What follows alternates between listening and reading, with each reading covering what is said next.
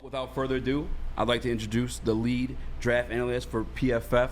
That's my guy Trevor Sikkema, also co-host of the NFL Draft Stock Exchange, one of my favorite draft podcasts. Well, honestly, just NFL podcasts, they're kind of year-round. Trevor, man, I appreciate you joining us. Sorry for the technical difficulties there. No, it's all good. I appreciate you guys having me on the show. Appreciate you for joining us, man. And it's just great to have someone with your level of knowledge that dives into the draft every year. And I got to get my gripe out of the way early, man, because this is one of my babies in the draft. A guy that I love for the Lions, and that I'm drafting in the PFF drafts, and they're crapping on me for it. And that is Cooper Bebe, the guard / center / tackle out of Kansas State. I take him with the Lions' second pick in the third round. I'm getting an F for it. How do you feel about Cooper Bebe and his draft stock going into this year's draft? It's so funny, a lot of people will hit me up about the Cooper Beebe draft because I am lower on him than I feel like almost everybody. And, I understand what he does well. I really want to recognize that he's one of the smartest offensive linemen that we have in this class. He's so great with angles. He's so great with his hands. He understands how to wall guys off. But I just think the footwork is pretty slow for him. When he tries to mirror guys in pass protection, if he doesn't have help on his left or right, sometimes it can get a little bit difficult when guys get across his face. And I think he's a good college offensive lineman. And, hey, you know what? If he's great in the NFL, maybe I'll eat my words on it. But you got to be a certain level of athlete to really succeed at the NFL level. And when I see him and I watch his tape, I just didn't see that kind of a player. So offensive line is one of those positions, or it's some of those positions where sometimes O-line IQ can trump that kinds of stuff. And maybe that's going to be the case with BB. But, in a league that just starving for athletes, demands that you be a good athlete, he leaves a lot to be desired for me, so that's why I got him a little bit lower. So it shouldn't be an F, though. If you're getting him in like the third, fourth round, it shouldn't be an F. So I guess I got to fix that a little bit. Yeah, I just love the versatility he brings, and I see the snaps that he has in college. I love him in the third round, but I appreciate the breakdown. Yeah. Trevor, I did a 1 through 32 mock draft recently, and I've been noticing Johnny Newton slide in a couple of these things too. Is that a real possibility for the guy that was once perceived as number one interior defensive lineman in this draft class? Yeah, it kind of seems like the NFL is a little bit lower on him. Now, when I have my recent rankings, I put him back top 15. Some of my rankings I'm trying to kind of, play a little bit with the mock draft simulator before we turned over to the consensus board. And, I'm trying to make it realistic for the people who are mock drafting. But now that we are having the consensus board, I don't know if it's up and running this second, but it's getting close. Like I can kind of go back to my rankings being a little bit more pure to my rankings. And I'm going to have Johnny Newton higher. He's going to be top 20, top 15 for me. I think he's a fantastic football player. I really do. Sometimes I worry a little bit about the length, but really the only time where length would be a big issue is how he gets off blocks, and he gets off blocks like a maniac. So the length really isn't that big of a deal for him. So yeah, I agree with you. He was DT1 for a long time, and Byron Murphy out of Texas kind of came out of nowhere. And don't get me wrong, Byron Murphy is a hell of a talent as well. But to me, it's a coin flip with those guys. I think they're both very, very close and should be picked accordingly. I think those are both top 20 talents in this draft. I like both those guys, but where Murphy gets a lot of the hype, I feel like Newton is going very underrated. And kind of to your point, to your question, to me, he's somebody who should be a top 20 pick, and the 8's going to reflect on my big board as well. Now, what I admire about your Tampa Bay Buccaneers is they got that the interior defensive line. I like how they got the guy to eat the blocks with Vita Vea. Then you got your quick pass rusher guy, and you drafted him last year. Kalijah Kancey. Kalijah Kancey. How do you feel about that pairing, or who would be a good pairing outside of like a Devondre Sweat next to Lee McNeil to, I guess, give us that same factor? Yeah, no, it's been a great 1-2 combo.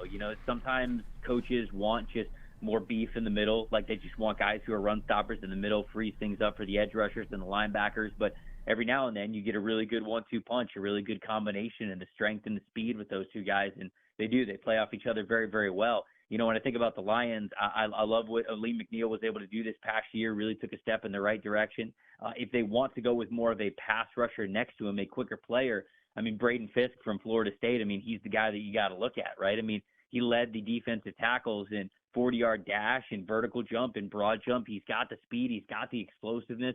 some of the reps that he had on tape when he was in Western Michigan were just hilarious. He's going up against competition, guys who just can't handle him at all whatsoever. It took him about half a season to kind of get acclimated to Power 5 competition this past year as he transferred to Florida State. But that second half of the season, especially that ACC championship game against Louisville, we just saw him in the backfield at all times. And so he had a really strong Senior Bowl as well. Just one of the quickest interior defensive linemen. And yeah, you got to kind of streamline what he does for you. You got to understand when he's on the field, if you got him on the field in early down situations, they're probably going to move the run strength to his side. They're probably going to make sure they get some dual blocks on him and they're going to punch him off the ball. But as long as you're okay with that, if you're putting him in really good situations to get the most out of him as a pass rusher, those obvious pass situations, then all of a sudden, yeah, you could have a really nice interior defensive line with him and Aleem McNeil. And then, of course, Aiden Hutchinson, what he does on the edge goes without saying.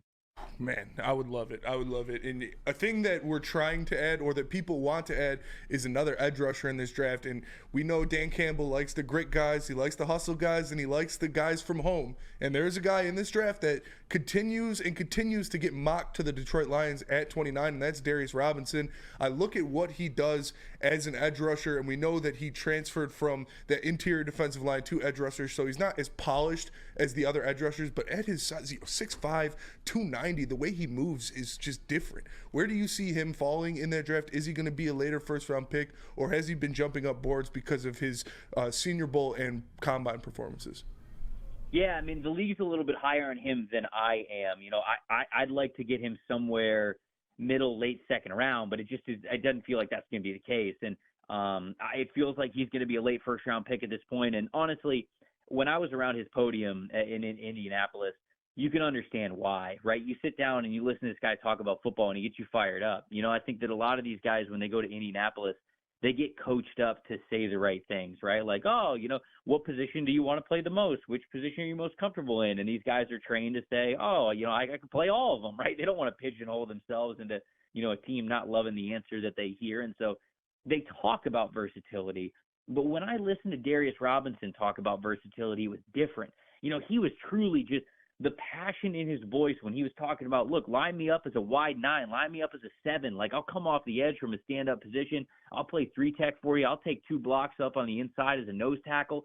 And basically, in his words, he said, just put some cleats on me. Let me put my cleats in the dirt and let's play football. And it's like, man, that's what you want to hear from a defensive lineman, because you have a little bit crazy to play trenches in the NFL. And I think that Darius Robinson is the right kind of crazy to be good at that at the next level. And so he is somebody that I think is a good line connection. I'll give you another name, though, Marshawn Kneeland as well, sort of cut from the same cloth. He's a bigger edge rusher, about 270 pounds, but man, this guy's got some really nice explosiveness to him. And then something that I did not expect to see is him perform as well as he did in the agility drill. So this is a guy who on tape, he wins as a wrecking ball, if you will. It's a small car crash every time he runs into the offensive tackle. And so he's got that power profile. He's a great bull rusher. But, man, showing off that agility shows that, he's got some more left in the tank to be a good finesse rusher as well. His style, I think that he is also going to be a Detroit Lions fit. So I feel like as I do my mock drafts, I'm honing in on one of those guys being the pick for Detroit at the end of the first round. I love it. Kneeland in the first. You think Kneeland will be there in the first round? You think he's going to go that high? I think, man, I think that here's the thing. I think teams would love to get him in the second round, but you know how it goes. Yeah. If enough teams would love to get you in the second round, well, then all of a sudden you got to pick him a little bit higher. You got to pick him a little bit higher. You got to pick him a little bit higher. And so I just wonder if Detroit is one of those teams very clearly from last year's draft. They're going to draft the guys that they think help their football team, and they don't really care about where they're getting them. As long as they think that player can make their football team better, they're going to draft him, and they're going to draft him with confidence. So there aren't too many teams that I think would take Kneeland at the back end of the first round, but I don't believe that Kneeland's going to get there to their pick at the back end of the second round. So if they want that guy, they'll probably have to grab him there. Trevor, how do you see Darius Robinson translating to the league? Because when I see him as more of like a block eater than I see him as like a I guess, true edge rusher. I know that he started playing football like fairly young, like in his junior year of high school, but I don't know. I'm just not sold on him as an edge rusher. I got sold on the idea as maybe as like a defensive tackle, a guy that jumps around there like a Chris Canty, or I'm not want to put the expectations of a Chris Jones, but he's got that size and length. Like, how do you see him translating to the NFL? Yeah, I mean, that's kind of why I said when I started talking about him, my film grade on him is a little bit lower. My film grade on him is closer to that of a late second, early third round pick, but it just feels like the league's a lot higher on him. He had a really great Senior Bowl, but you just see in some of the combine testing when going up against other edge rushers, yes, he's bigger than other edge rushers, but he's also slower off the ball, less explosive. And so you just kind of got to live with that. And in my scouting report, I talk about how much I would like him as a heavy-handed, 4-3-5 technique defensive end. You put that on one side of the line of scrimmage, you really give Aiden Hutchinson the green light to kind of just go after it, pin his ears back on the other side. That compliment I still like, but he to me, and this is why I'm hesitant about him as a first-round pick, he to me is somebody who I like him a lot as a complement player, but he's never I don't think he's going to be an edge one type of a defense, right? When you have him on one side, you're always going to want to find somebody who gives you a little bit more pass rush juice that you could put opposite him. So if that's the case, I don't normally draft guys like that in the first round, which is why, like I said, gave him a late second, early third film grade, and that's where I would love to draft him. But, these players who just love football and they're going to give you everything they got, he's got that inside-out versatility. It feels like some team's going to fall in love with him somewhere in the top 50. And speaking of falling in love with guys, there is a state of Michigan guy that's been shooting up draft boards that the Lions aren't going to go anywhere near, but is a hot topic around here, and that is J.J. McCarthy. We saw what he did at the Combine where he looked good. He showed that athleticism and the arm strength. We have people saying he's going to be the second, maybe third quarterback off of the board. Is this where are your thoughts on this? How are you feeling about this? And remember, I'm a Spartan dog, so if you're going to badmouth him, I'm all here for it. Well, I'm not going to badmouth him. Maybe you would have liked what I was going to say about him this past summer when we were going through summer scouting, because I tell people this, man. When we went into the season, he was draft eligible. And in June, when we, on our podcast and on our show, we do summer scouting, and when I looked at J.J. McCarthy, well, I only had his 2022 film to look at. And I'll tell you, he did not handle the pocket well. He did not handle pressure well, didn't have a good feel for pressure.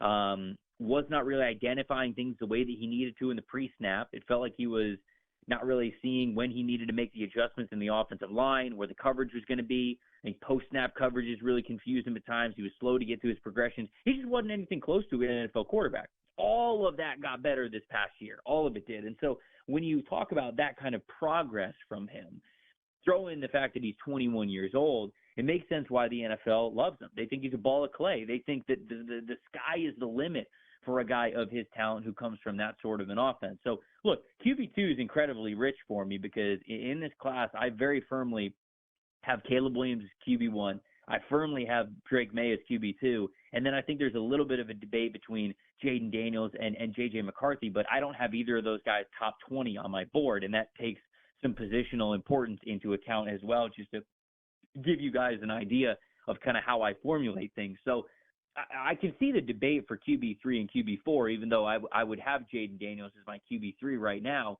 But in terms of him being as high as QB2, it sounds like there are teams in the NFL that might be along that thinking. I'm just not there with them. I agree. Now, during the Combine, my Detroit Lions, they met with a couple wide receivers. It was Xavier Leggett, Brian Thomas Jr., and Devontae Walker. I noticed those guys are all pretty big, and they're all pretty known to go fast and deep. Pause. But of those three, I guess, which ones do you see being available to the Detroit Lions? Like, is it possible Brian Thomas falls to 29 and the other guys in the back half of the second round? It doesn't feel like it. Again, if you look off of my rankings, I got my big board pulled up right now. Brian Thomas Jr. is 27 for me. So him being available right at the back end of the first round, that to me would make sense. But it just feels as though the NFL is a lot higher on him than I am. They see him as more of a complete receiver, where I have a little bit of strength concerns with him. I wonder if he'll be able to run the full route tree. He's a great vertical receiver, and he does that very, very well. But I'm just not so sure that he's going to develop into this full-on wide receiver one. So I think that him lasting until the back end of the first round, probably a fool's gold or a pipe dream at this point. But As for the other two guys, I really like Xavier Legette as they fit for the Detroit Lions. I think that one makes a ton of sense. I'd love to see him in the offense with Sam Laporta, with Amon-Ra St. Brown, with Jahmyr Gibbs as well out of the backfield. Like, that to me is a great complement to what they want there. So is Devontae Walker, obviously, but Walker pretty much is the same thing as Jameson Williams. So I don't really know, unless you're just starting to really open it up vertically and having Jared Goff stretch the field a ton. I feel like there would be more redundancy than complementing if it was a guy like Tez Walker. So instead, I think the Legette is a presence that they don't have that can really round out that receiver room. I like that a lot. And we talked about it a little bit earlier about the defensive tackle and defensive line situation going on with the Detroit Lions. Right now, they only have 3 interior defensive linemen on their roster, being Aleem McNeil, Broderick Martin, and Levi Ozarike. We have some people in the chat asking about Jordan Jefferson, the defensive tackle out of LSU. What are your thoughts on him, and where do you think the Lions could get their hands on him if they do decide to attack him in the draft? Yeah, I mean, I think he's a strong dude, and that's somebody that you can get. And there's a handful of players like that, right? I look at Tyler Davis from Clemson, Jordan Jefferson, like you said, from LSU, Justin Rogers from Auburn, his teammate Marcus Harris as well from Auburn, maybe a Keith Randolph Jr. from Illinois who was running next to Johnny Newton the last 2 seasons. Like, those are some players who are going to be day 3 guys that could be really nice rotational players. So, yeah, Jefferson's, I think, absolutely in there. It just kind of depends on where you want to draft him and how much you want to prioritize him. But in terms of getting a day 3 interior defensive lineman, I don't think you have to worry too much about that. I think there'll be plenty of guys available there that they could jump on. All right, and then I also want to ask, so obviously cornerbacks, like one of the priorities for Detroit Lions this offseason, whether that's through free agency or the draft class, but I feel like Brad really drafts that off of BPA, and I just don't know we'll have one of those opportunities of those guys at the back half of the draft. How do you feel about a guy like a TJ Tampa, or I guess Kool-Aid McKinstry that's even falling down the boards, but TJ is my favorite. He's a guy I kind of just fell in love with. Where's he at for you? Yeah, I mean, both of those guys I think would be really nice fit. Now, I was actually having this conversation with somebody the other day, and I was talking about how Kool-Aid would be great for the Detroit Lions. And they're like, nah, he doesn't tackle well enough. And I was like, man, I didn't think he was that bad at tackling. Like, I didn't think it was like that. I think he's a little bit lighter, but I didn't think that he was shying away from it too much. But, I mean, there's no doubt about it. Look, you listen to any coach when they're at any sort of podium or in front of any sort of microphone from the Detroit Lions, they'll tell you the same thing, like physicality and willingness to tackle, like those are the prerequisites. Like, you got to be able to do that, or they're not going to consider you. They're not going to draft you. So I think TJ Tampa absolutely fits that bill. I'd say Ennis Rakestraw Jr. as well from Missouri. He's somebody who does that very, very well. Now, unfortunately, man, Rakestraw Jr., I liked him as a back end of the first-round guy. I liked him as a Lions target a lot. He did not test well. He just didn't. And, tape is king. I like the tape. I still like the tape from him, but that's tough. It was tough to see. It's tough to question a corner's athleticism going into the league and picking them in the first round. So I wonder if he's more of a second round type of a player at this point in time. So those are the 2 dudes, though, who I think, when I think of the types of corners that the Lions go after, those are 2 guys that I continue to gravitate towards. But then, yeah, I think you could also throw Kamari Laster as well from Georgia in there. Anytime you're playing for Georgia, man, you got to be willing against the run, and I think that Kamari Laster absolutely was. So you throw him in there as well, and then some second round targets, and Andrew Phillips from Kentucky, Renardo Green from Florida State, guys like that, Jarvis Brownlee Jr. from Louisville. I think these are all options for them potentially somewhere on day 3, and then somebody I guess who's a little bit further down the board, Kalen Carson, the cornerback from Wake Forest, who I liked a lot coming into the year. He did not have as good a year as I thought that he was going to, but again, calling card of his game is coming up and willing to be physical. So I do like Carson, and he is somebody who, if the Lions can't get a corner in round 1 or round 2, look for him to be decently high on their board as the draft goes on. Trevor, man, I appreciate the time. I just want to get 2 quick ones before I let you go. One, I saw Carlton Davis as a possible trade candidate for your Buccaneers. Is there any truth to that, and how do you value him as a cornerback for the Detroit Lions man coverage scheme that AG likes to run? Yeah, I mean, look, I think that he would be great for the Detroit Lions. I don't really know if Tampa's going to be willing to give up on him. That would be something that would be a deadline trade, if anything, and that I think Tampa would be having to have a pretty bad year to move on from him, although I think that contract-wise, both him and Jamel Dean could become available over the next calendar year. But clearly with them re-signing Mike Evans, and we think they're bringing back Baker Mayfield, and obviously Todd Bowles is still there as the head coach, they're not just kind of lay down this year, right? They're not looking to just move on from him from anything. So maybe that's somebody who around the deadline next year could become available. But I do like the fit for Detroit if that ends up being the case. And Trevor, we appreciate you so much joining the show. We know we got to get you out of here. But before we let you go, I do want to give you one draft type critical thinking question. How many owls would you have to see in one day before you thought something was wrong? Oh, man, I don't see a lot of owls right now. So, like, I think if I see 2 owls, I go, whoa, that's crazy, 2 owls in one day. If I see 3 owls, then I start to go like, all right, that's weird. And if I see 4 owls, I'm, like, not going outside the rest of the day. I'm shutting, like, all the blinds, like, all the curtains, like, everything. And I'm just, like, bunkering up in my house if I see 4 owls in one day. That's fair. I'm with you on that one. Hey, Trevor, man, congrats on all the success. It's awesome seeing you grow. To being on NFL Network, that was freaking sweet.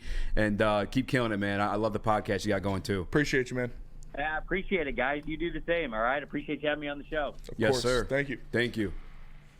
Dude, the draft guys like Trevor, man, the amount of knowledge that they have, it is insane the amount of knowledge they have, and we just get little pieces of it, and we get to regurgitate stuff that Trevor tells us, and it makes us look good. Exactly, like 4 hours, creep us out. Like Trevor, Russ, these guys, man, it's awesome. Just so cool to have a guy like Trevor on. Really appreciate that.